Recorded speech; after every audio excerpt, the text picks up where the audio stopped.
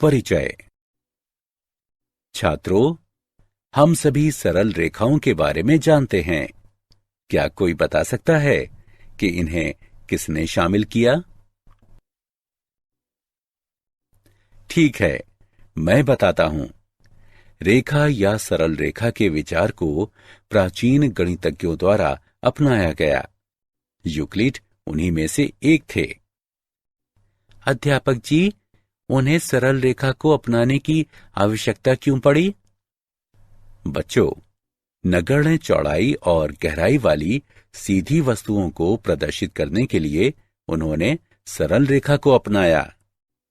Euclid ने एक रेखा को लंबाई कम चौड़ाई के रूप में परिभाषित किया और आधारभूत गुणधर्मों के रूप में ऐसे कई सिद्धांत प्रस्तुत किए जो सिद्ध नहीं हो पाए, जिनसे उन्होंने ज्यामिति की रचना की। क्या आपको पता है कि हम उस ज्यामिति को क्या कहते हैं? यूक्लिड ज्यामिति। बच्चों, नगण्य चौड़ाई और गहराई वाली सीधी वस्तुओं को प्रदर्शित करने के लिए उन्होंने सरल रेखा को अपनाया।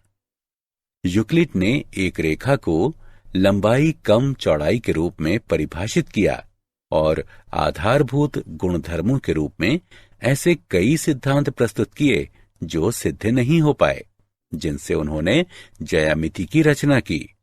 क्या आपको पता है कि हम उस ज्यामिति को क्या कहते हैं? शाबाश, हाँ, तुम सही हो। यूक्लिड ज्यामिति। लेकिन आधुनिक गणित में रेखा की अवधारणा का उस तरीके से गहराई से संबंध है जिसके अनुसार ज्यामिति की व्याख्या की जाती है। उदाहरण के लिए, वैश्लेषिक ज्यामिति में तल में एक रेखा को प्रायः उन बिंदुओं के समूह के रूप में परिभाषित किया जाता है जिसके निर्देशांक दिए गए रैखिक समीकरण को संतुष्ट करते हैं। लेकिन आपतन ज्यामिति में एक रेखा स्वतंत्र वस्तु हो सकती है जो उन बिंदुओं के समूह से अलग होती है जो इस पर स्थित होते हैं। आइए सरल रेखाओं के बारे में और जानें।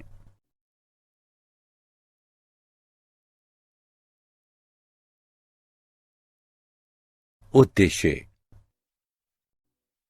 इस पाठ के अंत में आप निम्न करने में सक्षम हो जाएंगे। ढाल अंतःखंड रूप की व्याख्या करना। अंतःखंड रूप की व्याख्या करना। लंब रूप को जानना। एक रेखा के व्यापक समीकरण को लिखना। एक बिंदु से रेखा की दूरी ज्ञात करना। दो समांतर रेखाओं के बीच की दूरी ज्ञात करना।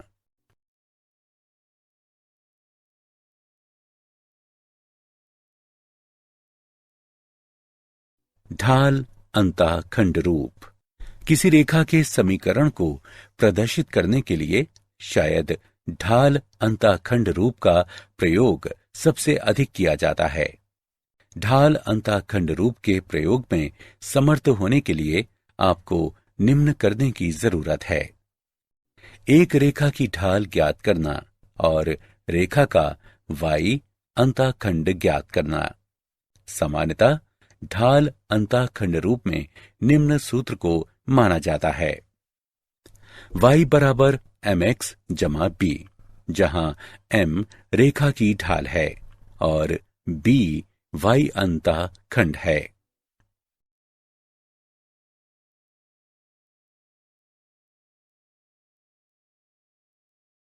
ढाल अंतःखंड रूप का उदाहरण। उस रेखा का समीकरण ज्ञात करें जो y अक्ष को मूल बिंदु से ऊपर 2 इकाई की दूरी पर काटती है और x अक्ष की धन दिशा के साथ 30 डिग्री का कोण बनाती है।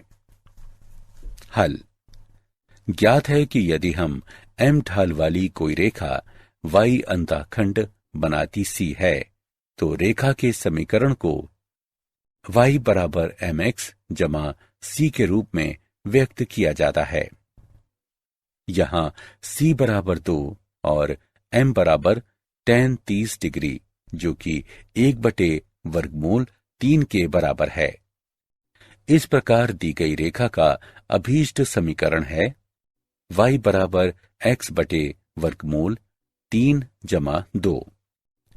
इसे हल किया जा सकता है x घटा वर्गमूल 3y जमा 2 वर्गमूल 3 बराबर 0।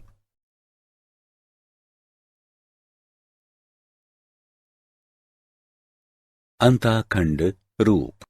रेखा का अंतःखंड रूप दोनों अक्षों के अंतःखंडों पर आधारित रेखाखंड का समीकरण होता है। x अक्ष और y अक्ष पर क्रमशः a और b अंतःखंड बनाने वाली रेखा का समीकरण है। x/a जमा y/b बराबर 1। ax अंतःखंड है, by अंतःखंड है। a और b अशून्य होने चाहिए।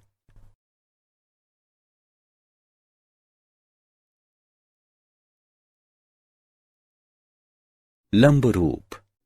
किसी रेखा के समीकरण को निर्धारित करने की विधियां सामान्यतः रेखा पर एक बिंदु या बिंदुओं के बारे में किसी जानकारी पर निर्भर करती हैं।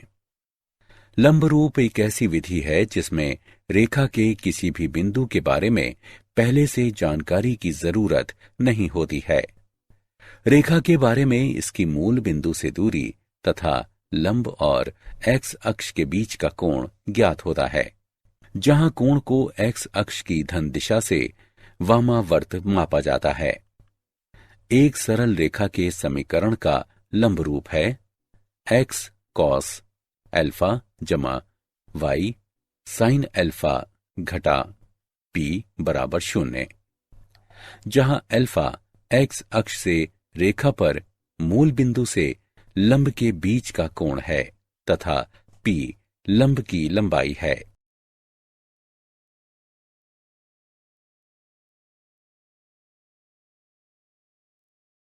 लंब रूप का उदाहरण। उस रेखा का समीकरण ज्ञात करें जो मूल बिंदु से 5 इकाई की लंबवत दूरी पर है और लंब द्वारा धन x अक्ष के साथ निर्मित कोण 30 डिग्री है। आइए इसे हल करते हैं। यदि p मूल बिंदु से रेखा पर डाले गए लंब की लंबाई है तथा ओमेगा लंब द्वारा x अक्ष की धन दिशा के साथ निर्मित कोण है, तो रेखा के समीकरण को इस प्रकार व्यक्त करते हैं x cos ओमेगा जमा y sin ओमेगा बराबर p। यहां p बराबर 5 इकाई और ओमेगा बराबर 30 डिग्री। इस प्रकार दी गई रेखा का अभीष्ट समीकरण है x cos 30 डिग्री जमा y sin 30 डिग्री बराबर 5।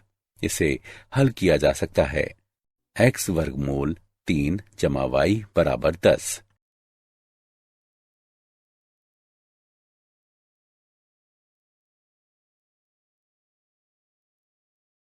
रेखा का व्यापक समीकरण ax जमा by जमा c बराबर 0 रूप की कोई समीकरण जहां a और b एक साथ शून्य नहीं है व्यापक रैखिक समीकरण या रेखा का व्यापक समीकरण कहलाता है। व्यापक समीकरण के विविध रूप। ढाल अंतःखंड रूप। यदि b 0 के बराबर नहीं है तो ax जमा by जमा c बराबर 0 को इस प्रकार लिखा जा सकता है y बराबर घटा a x बटे b घटा c बटे b, या y बराबर mx जमा स्मॉल c, जहां m बराबर घटा a बटे b, स्मॉल c बराबर घटे c बटे b, y अंतःखंड है। यदि b बराबर 0 तो x बराबर घटा c बटे a बराबर x अंतःखंड है, जो कि एक ऊर्ध्वाधर रेखा है जिसकी ढाल अपरिभाषित है। अंतःखंड रूप। यदि c 0 के बराबर नहीं है तो ax जमा by जमा c बराबर 0 को इस प्रकार लिखा जा सकता है, या x बटे a जमा y बटे b बराबर 1, जहां a बराबर घटा c बटे a बराबर x अंताखंड, b बराबर घटा c बटे b बराबर y अंताखंड।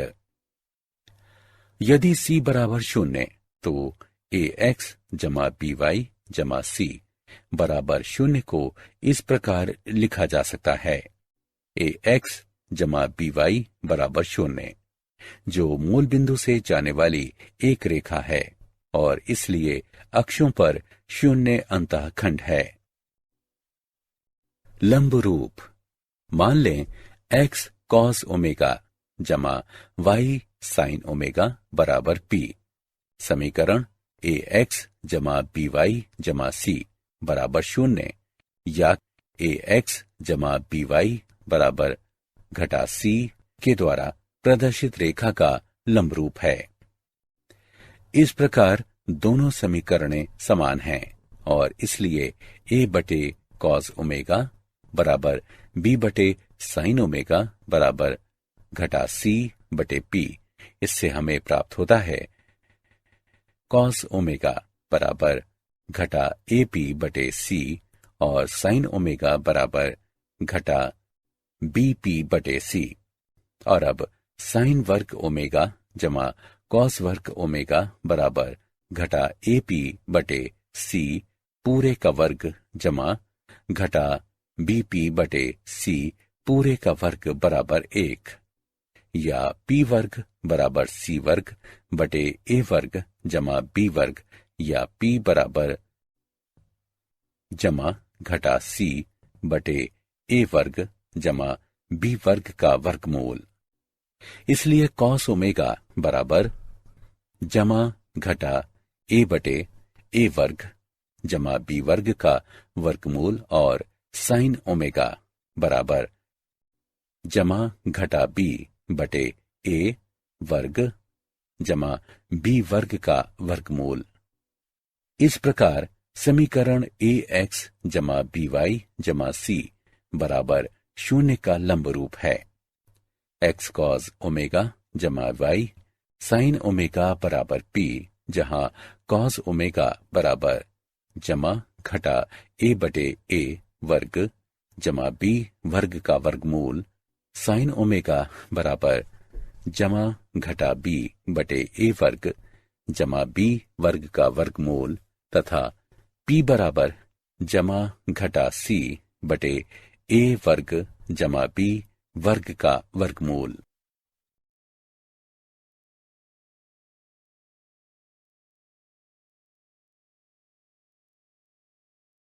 रेखा के व्यापक समीकरण का उदाहरण 3x घटा 4y जमा 5 बराबर 0 को सभी रूपों में व्यक्त करें।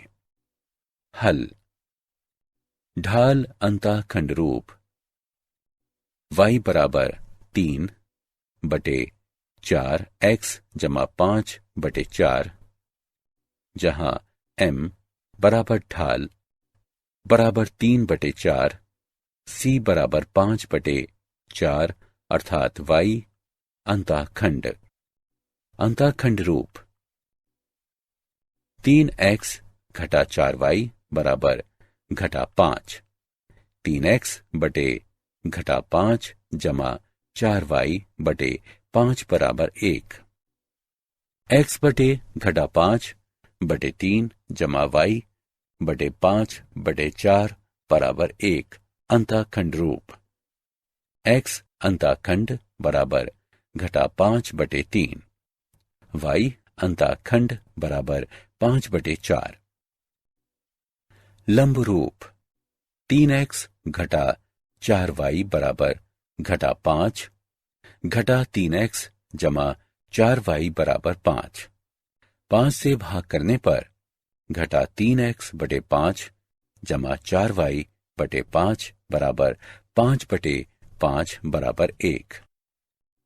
x cos अल्फा जमा y sin अल्फा बराबर p, p 0 से अधिक है, जहां cos अल्फा बराबर घटा 3/5 साइन अल्फा बराबर 4/5 पी बराबर 1।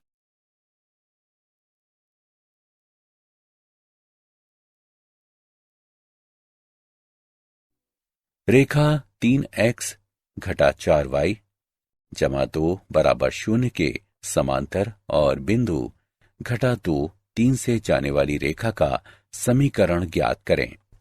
हल। दी गई रेखा का समीकरण है 3x घटा 4y जमा 2 बराबर 0 या y बराबर 3x बटे 4 जमा 2/4 या y बराबर 3x बटे 4 जमा 1/2 जो y बराबर mx जमा c रूप की है। दी गई रेखा की ढाल 3/4 है। ज्ञात है कि समांतर रेखाओं की ढालें समान होती हैं, इसलिए दूसरी रेखा की ढाल है m बराबर 3/4। अब उस रेखा का समीकरण जिसकी ढाल 3/4 है और जो बिंदु घटा 2 3 से गुजरती है, 3x घटा 4y जमा 18 बराबर 0।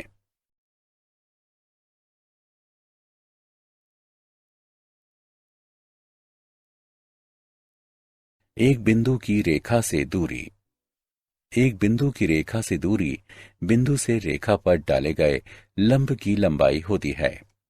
एक रेखा ax जमा by जमा c बराबर 0 की बिंदु x1 y1 से लंबवत दूरी d को इस प्रकार व्यक्त करते हैं।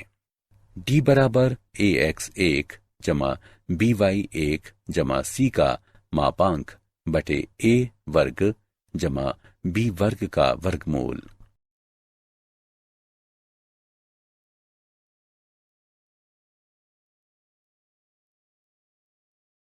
उदाहरण, बिंदु 3 घटा 5 की रेखा 3x घटा 4y घटा 26 बराबर 0 से दूरी ज्ञात करें। हल। दी गई रेखा है 3x घटा 4y घटा 26 बराबर 0। इसे 1 नाम दें। 1 की तुलना रेखा के व्यापक समीकरण ax जमा by जमा c बराबर 0 से करने पर हमें प्राप्त होता है a बराबर 3, b बराबर घटा 4 और c बराबर घटा 26। दिया गया बिंदु है x1 y1 बराबर 3 घटा 5। दिए गए बिंदु की दी गई रेखा से दूरी d 3/5 है।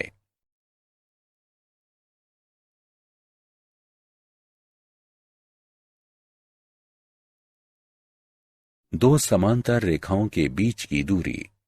दो समांतर रेखाओं y बराबर mx जमा c1 और y बराबर mx जमा c2 के बीच की दूरी को इस प्रकार व्यक्त करते हैं।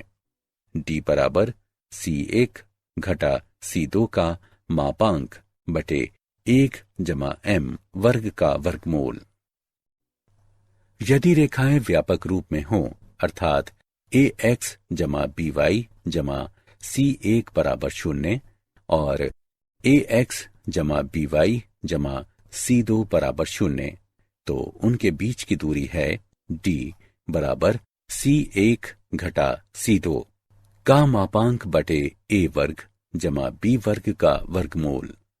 उदाहरण, समांतर रेखाओं 3x घटा 4y जमा 7 बराबर 0 और 3x घटा 4y जमा 5 बराबर 0 के बीच की दूरी ज्ञात करें।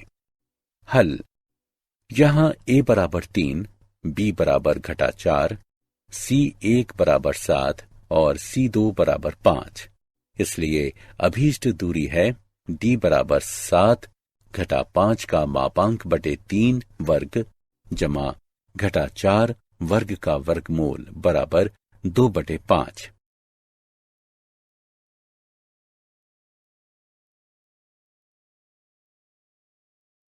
क्या आप जानते हैं, दो रेखाओं का प्रतिच्छेद बिंदु।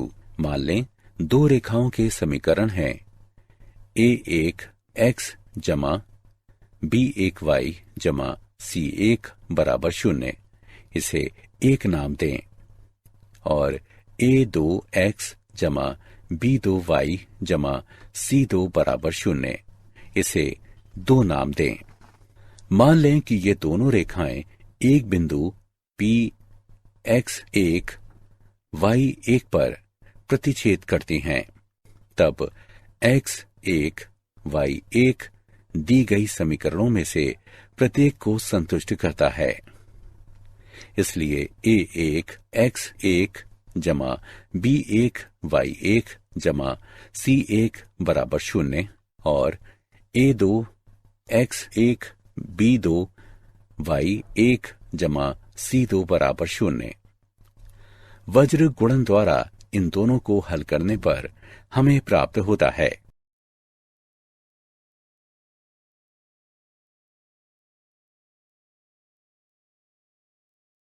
यहां 1 और 2 के प्रतिच्छेद बिंदु के निर्देशांक हैं।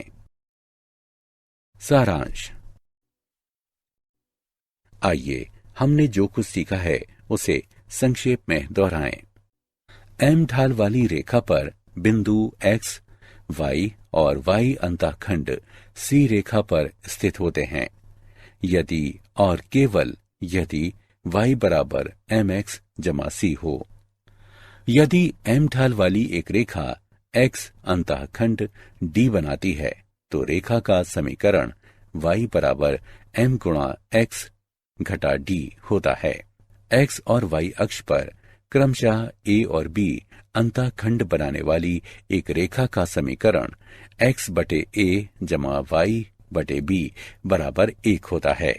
मूल बिंदु से लंब दूरी p तथा लंब और धन x अक्ष के बीच ओमेगा कोण वाली रेखा के समीकरण को x cos ओमेगा जमा y sin ओमेगा बराबर p द्वारा व्यक्त किया जाता है।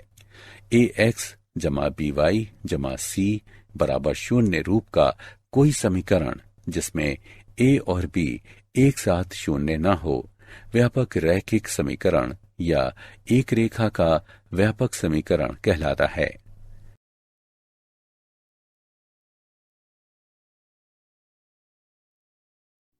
एक रेखा ax जमा by जमा c बराबर 0 की एक बिंदु x1 y1 से लंबवत दूरी को इस प्रकार व्यक्त करते हैं। समांतर रेखाओं ax जमा by जमा c1 बराबर 0 और ax जमा by जमा c2 बराबर 0 के बीच की दूरी को इस प्रकार निरूपित करते हैं।